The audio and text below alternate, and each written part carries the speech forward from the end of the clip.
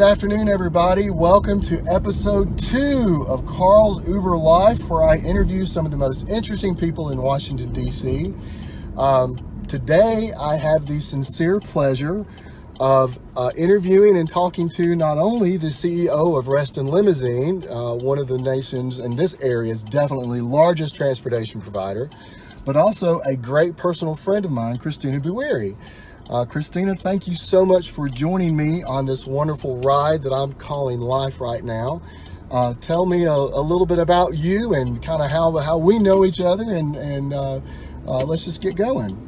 Okay, well, thank you for having me, Carl. I have never been interviewed in the back of a car while it was moving, and I'm a backseat driver, so this is really interesting. That's going to be fun. Keep my mouth shut in giving you advice and watching out for what's going on, but I'll do my best. That's awesome. I like being the first for something. So we met through the Dulles Regional Chamber because we were both some of the strongest members when it came to the campaign to get new members for the chamber. So Carl and I worked as vice chairs on the membership drive, and we did that for many, many years. And every time we met our goals, the chamber sent us on a free vacation. So yeah, we had a lot of really good trips. I think I went on 9 free vacations. Did you? Awesome. Seriously? With like 40 friends. Yeah, and I remember the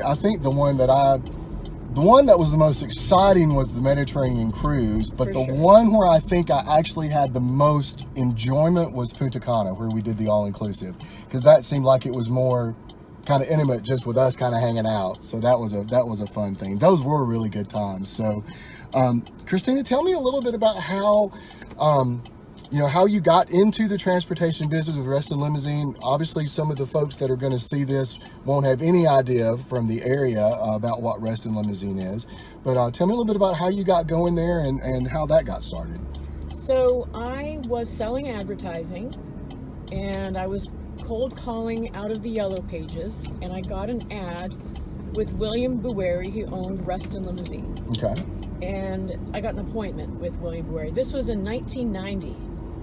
So gosh, you were 15 and selling advertising? Like 2. So he told me, he had a company in Washington, D.C. at the time, and he told me he was moving his company to Reston. He was going to rebrand it as Reston, and that when he was there at the Reston Town Center, he would close the deal and buy the ad from me. Oh, okay. So he made me keep coming back, and finally, on our last appointment, he said to be there at 1 o'clock. So of course I show up at 1 o'clock and he's not there. So I called his office and they said he'll be about an hour late. Now this was the day I was supposed to pick up my check, and so I thought, I can wait an hour. Sure. And so I sat in the lobby of the Hyatt Reston, and I actually went to the payphones. They had payphones in those days. Of course. And made calls to other clients while I was waiting for William. Right. So it turns out he was 5 hours late. And I sat there and waited. And he got there around 5 p.m. and took me over to his office and wrote the check. I remember exactly. It was like $1,700. Oh, wow. And I used to, my commission was about 33%, and that's how I got paid. It was a 100% commission job. Right. So now that I got the check, I was happy, I could relax, and we just started chatting. And we literally talked for 2 hours. Oh, wow. Just personal stuff. And then he invited me out to dinner. So went to dinner, we started dating, and then a couple months later, he said, quit your job and come work for me. And so I did, and within a year we were married, and that's how I got in the limousine business. How about that? So you married into it, kind of. So he was running it, obviously, and then now you're running it. So how did the transition between that occur when he decided to step back, I believe? Okay, so what happened was I was doing sales and ops, and he was doing HR, accounting, and fleet management. And we ran the business together side by side for 10 years. When I met William, he had about $200,000 in revenue, and when 10 years later, we had $5 million in revenue. Oh, wow. I was the one writing the proposals, managing the contracts, and I like to say we're at the right place at the right time. We were in Reston, Virginia. Back when it was really beginning to. AOL, Network Solutions, right. Sprint. We had so many amazing clients, and we also were winning government contracts. And every government agency has an intercity bus route connecting their buildings. Right. So that was how we were, I like to say, at the right place at the right time. Sure. So 10 years go by, and by then we'd had 4 children, and we bought land in Leesburg to build our dream house. And, William said to me, if I don't go to the land every single day, it's never going to be built, because he would show up out there and there'd be nobody working on the home. Absolutely, yeah. So I said, well, I can't be in the office without you. And he said, if you need me, just call me. I'll be 30 minutes away. Right. So 2 months go by, and I called him up and I said, guess what? He says, what? I said, don't come back. And he was like, really? I can retire. I can take a year off. I can get us moved in. I said, you can do whatever you want to do. I said, now that you're not at the office, the employees don't have 2 bosses. I was the nice one, he was the mean one. Right. And I spent all my time negotiating on their behalf. Okay. And now everything became more streamlined. I was happier, William was happier, the kids were happier, the employees were happier. And that was when we decided he'd stay home with the kids and I would run the business. You would go and run the business. That's an amazing story. That's, unfortunately or fortunately, kind of the opposite of how, the typical family is done. Usually the wife stays home with the kids and the husband goes to work. But that's an amazing turn and flip on that, which is actually kind of segues into the next part I want to talk about. I want to go back to something else really quick. So just so everybody knows, Kristina is a pioneer in many different ways, just not in the transportation business or being a female CEO, but as you're going to find out in this interview, one of the most powerful women, not only in the United States, but she also has a worldwide network of women that she works with. And so, you women entrepreneurs that are out there, you're definitely going to want to listen to some of the next part of what we talk about. But I want to kind of go back to, you had a little bit of scale and scope when you were mentioning the, going from 500,000 or whatever to 2 to 5 million. So give me an idea when you started with William, what your fleet size was. 5 cars. 5 cars. And so let's go to today, which is how much later? Today, it's almost 30 years later, and I have 250 cars. 250 cars. And now, is that just sedans, or that's, because I see buses all over the place with Reston Limousine. Most of our vehicles are buses. We do have 25 sedans. We have 6 SUVs. We have about 20 or 30 vans, but my bread and butter are the shuttle bus contracts. Yeah, because I think I've seen some of the universities that managed by Reston Limousine. So guys, just so you understand, it's always fun to see one of her vehicles go by and be like, hey, I know that lady.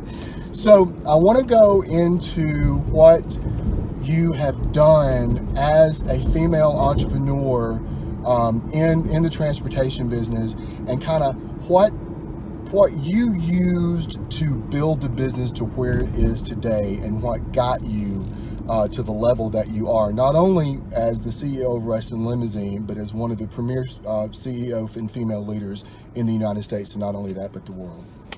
Okay, so the first 10 years we were in business, I never left my office. I was too busy. I was still answering the phones occasionally, taking reservations occasionally. I was definitely watching everything. I was a micromanager in those days. Sure. And I was managing the company very tightly. Well, then 9/11 happened, and the phone stopped ringing, and my vehicles were sitting, and there was really literally nothing to do in the office. And so that is when I started going to networking events. Okay. And a friend of mine invited me to an event, and I realized that I had to get out of the office. I tried to attend 4 networking events a week. Okay. And I was being asked to join membership committees and chair galas and help organizations raise money. And by doing that, I realized that there was a lot of value in networking. It wasn't just about getting new clients. Mm-hmm. From networking, I learned how to follow business trends. From networking, I learned to do social media. Through networking, I was offered an opportunity to join a business book club and a mastermind.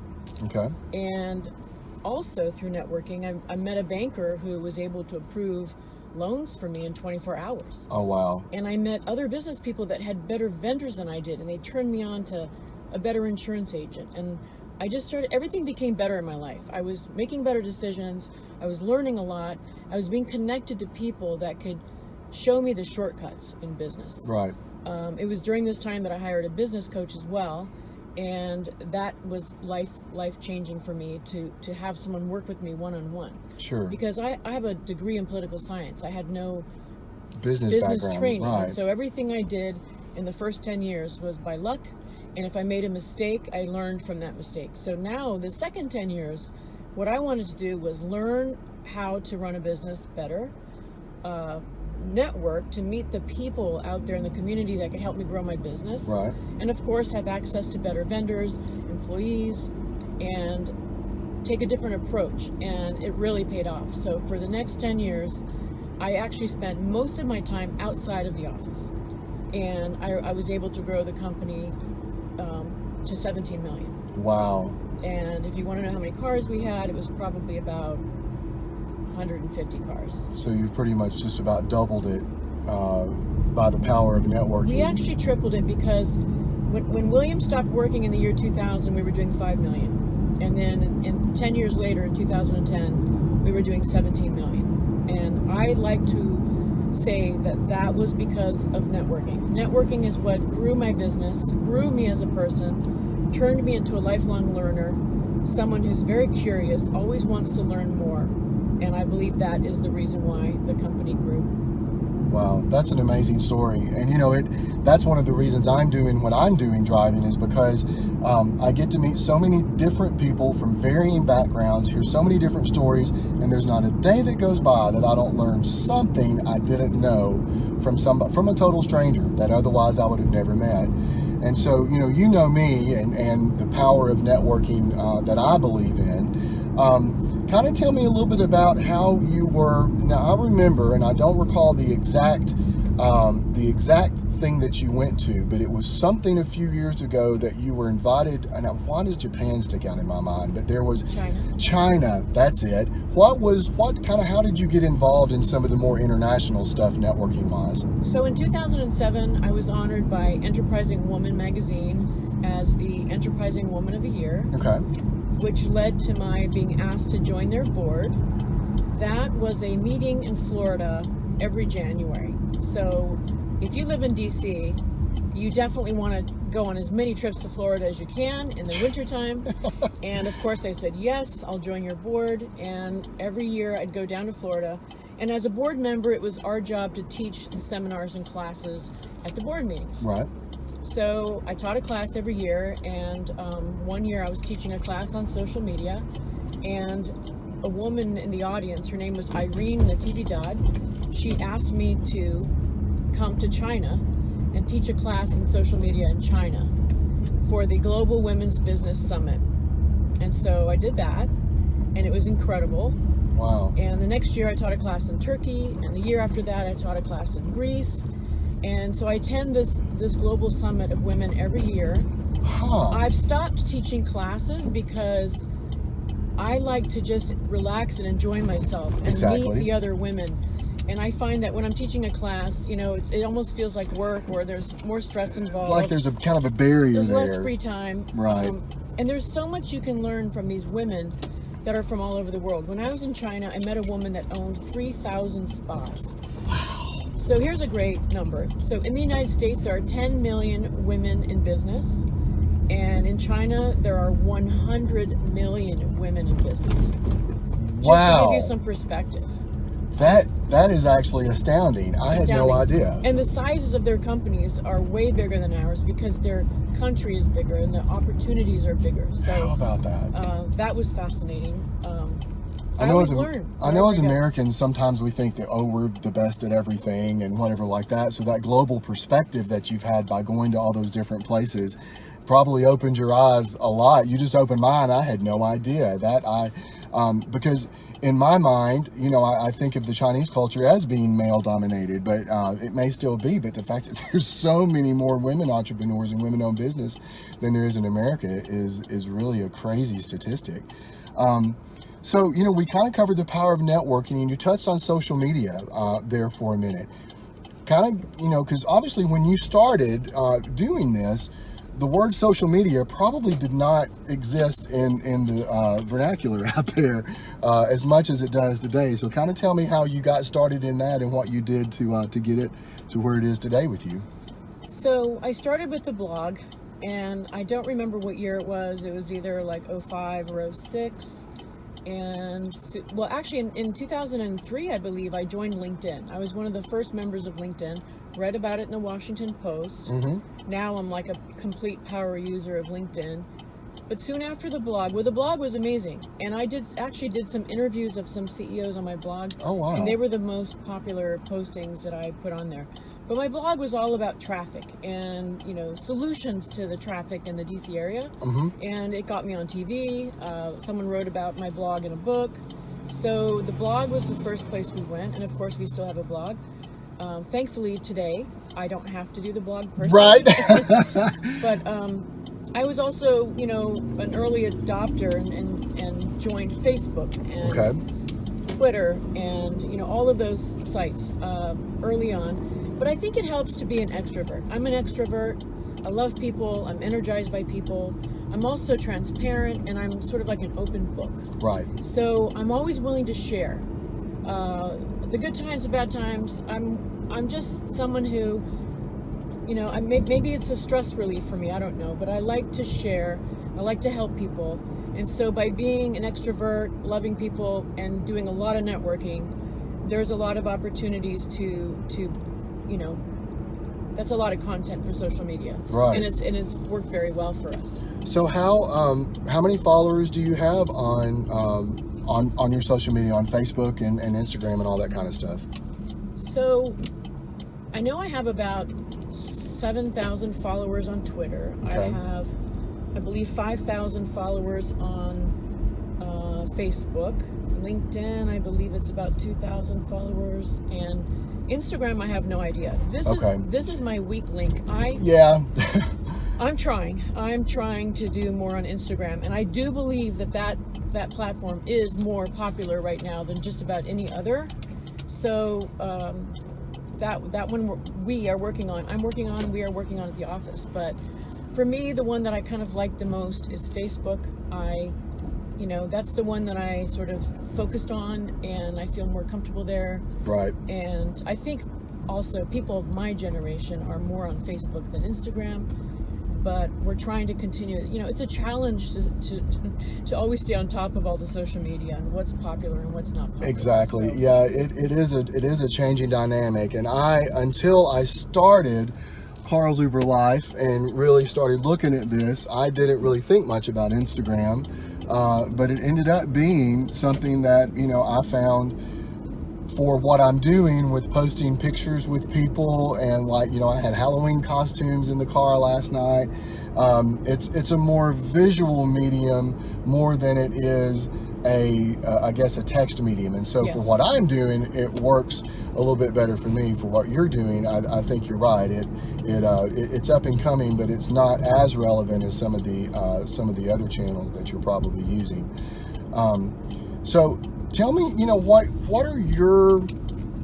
where do you see yourself in 5 years, and where do you see Reston Limousine in 5 years from now? What do you see as success? We have so many exciting initiatives. We've basically grown out of our space in Virginia, and we currently lease land in Maryland. Okay. We actually have 5 locations. We have Sterling, Virginia. We have another location at Fairfax, Virginia. We have Baltimore, Annapolis, and Capitol Heights, Maryland. Okay. So what I really need is more space, and what I'd like to do is buy land and build a second facility. The facility that is in Sterling, Virginia is behind Best Buy at the Dulles Town Center Mall. Okay. That I bought the land in 2001, moved in 2005, and it's been awesome, but we've run out of space. So Wow. We're looking to build a similar facility in Prince George's County. Okay. We've got the whole project lined up. We have an investor, we have everything, we're very excited. Our facility in Maryland is going to be bigger. We are going to focus on having that location focus on driver training, recruiting and training. Okay. And we're also going to open a driving school. So for drivers that don't have their commercial driver's license. Right. So that way it'd we be can self-supporting. create a funnel of Right. people to work for us. And we'd like to become a driver staffing company where people can call Reston Limousine if they want a driver, whether it's to drive their bus if they're a commercial business, or their Mercedes if they're an individual. Right. We'd like to be, driver staffing. We also have other initiatives. We are staying on top of all the trends with autonomous cars, autonomous buses, and we Wow. feel very certain that because we have the infrastructure, we have the offices, we have the locations, we have our own shop with about 15 mechanics.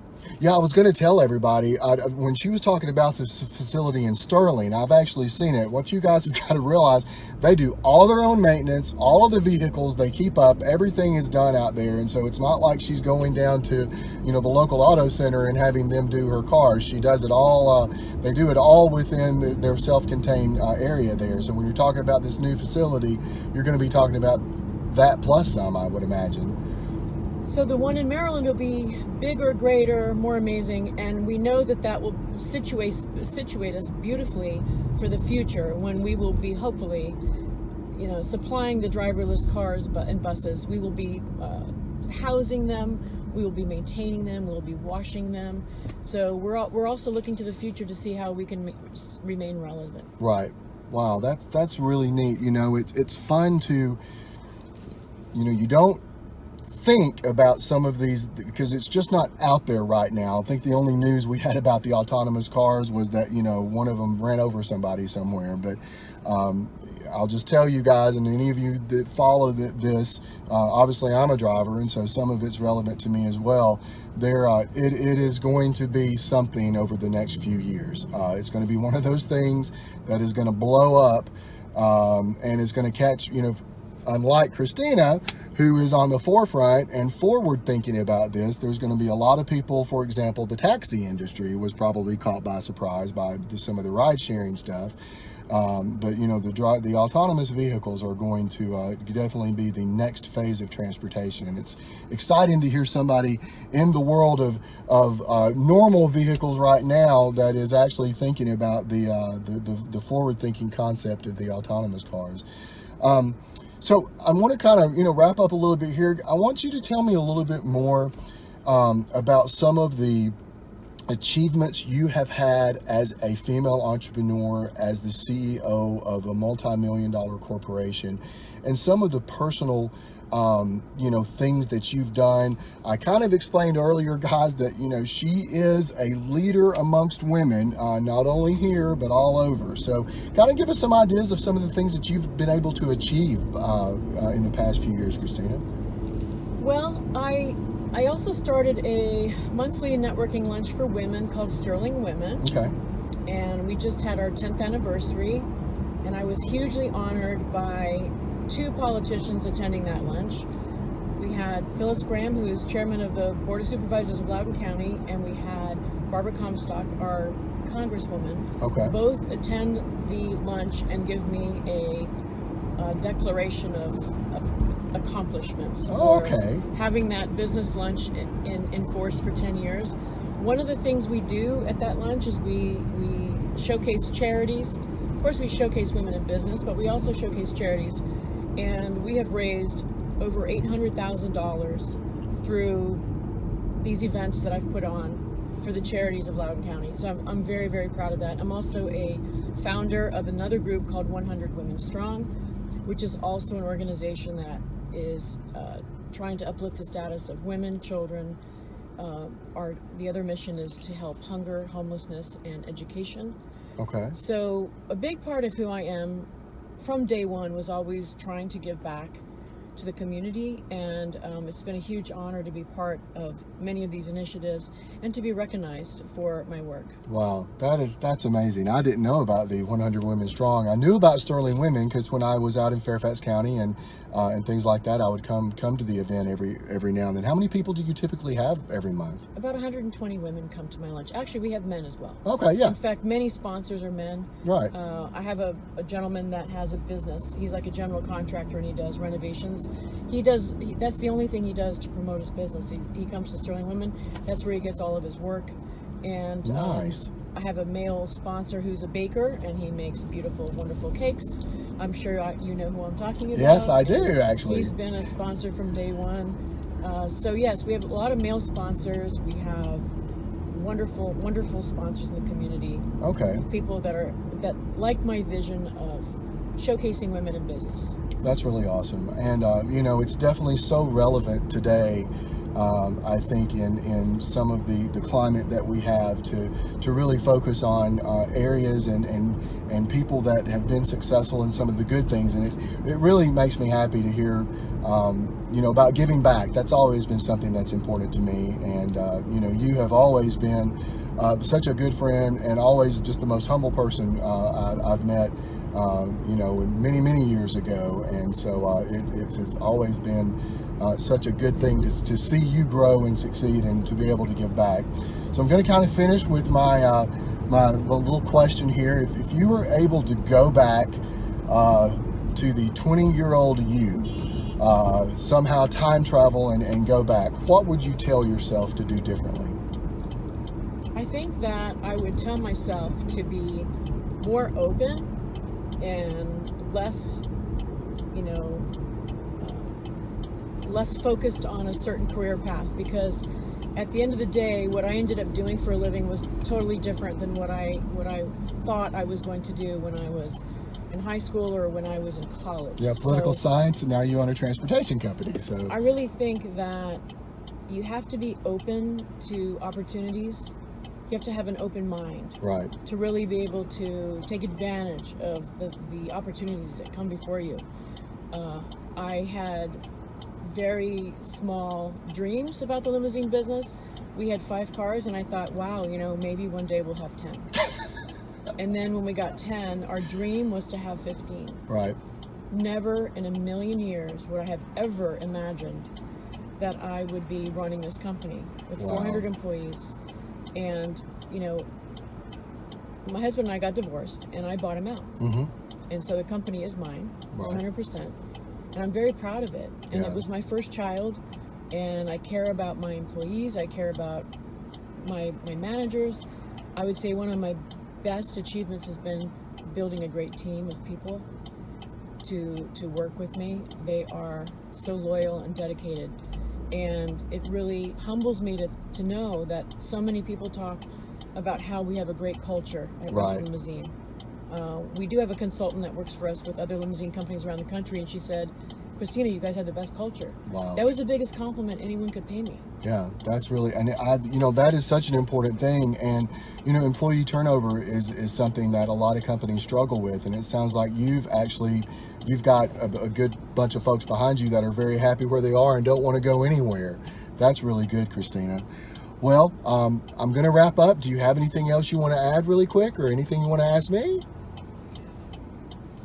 Not really. I'm still trying to, figure out how you ended up here. And because when the last time you and I were hanging out, you were the manager of a hotel, and I remembered how much you loved that job. Yep. So, but I saw you on Facebook, and I could tell you were loving this too. Yeah. I think this is a great idea. I would say keep doing the interviews.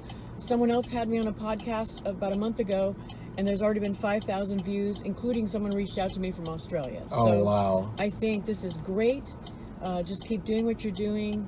I think you're going to really enjoy it, and your quality of life is going to be really great. Thank you so much, Kristina. Yeah, this is, for those of you that don't know, I've decided that this is my passion, talking to people and meeting all the different people I do, driving around DC. And one of the other fun parts is I've gotten to see so many different parts of the city that I would have never, just as a normal person, gone to, and it's really expanded my horizons. So Carl, what percentage of your clients let you even take their picture?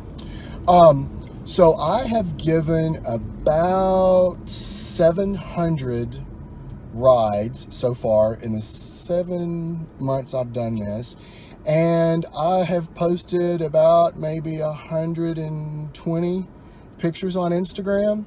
And the thing is, not everybody has the really fun conversations or is the the kind of social person and stuff like that. There's always that balance between the two of, you get the really fun and exciting people that really get into the Carl's Uber life and some of the things I've got going on, and then you got people that just want to go from point A to point B and have peace and quiet. And so I think percentage-wise, and everybody has really told me that it's a unique concept that I'm doing here, especially with the YouTube channel that we're going to launch into a podcast and the interviews that I'm doing. And so several of them, of my writers lately, have gotten really excited about, what I'm doing and the future of it. And so it's going to be a crazy journey, Kristina. I'm glad to have you on part of it. Guys, the YouTube channel is Carl's Uber Life. Just go to youtube.com, search Carl's Uber Life. My Instagram is Carl's Uber Life. My Facebook is Carl's Uber Life, and Twitter is the same. So I got lucky and was able to actually get all of my social media handles to be Carl's Uber Life. Kristina, how can folks get in touch with you if they want to know more information about Reston Limousine? So my website is restonlimo.com. Okay. My email is Kristina with a K at restonlimo.com. Okay. My Twitter is restonlimo. My Facebook is restonlimo. So you did my last name. I'll tell you my last name. It's Bouweiri. Bouweiri. There's only one of us in the entire world. My name is totally unique. So Kristina Bouweiri. Look me up. Follow me on social media. Reach out and say hi. And that's how you can reach me. That's awesome. And guys, if you're ever in the DC metro area and need a ride, unless you call me first, she's the one to call. So Reston Limo, Kristina Bouweiri, thank you so much for being on Carl's Uber Life, and look forward to seeing you the next time. Thank you. It was a blast. Alrighty, bye. Thanks, guys.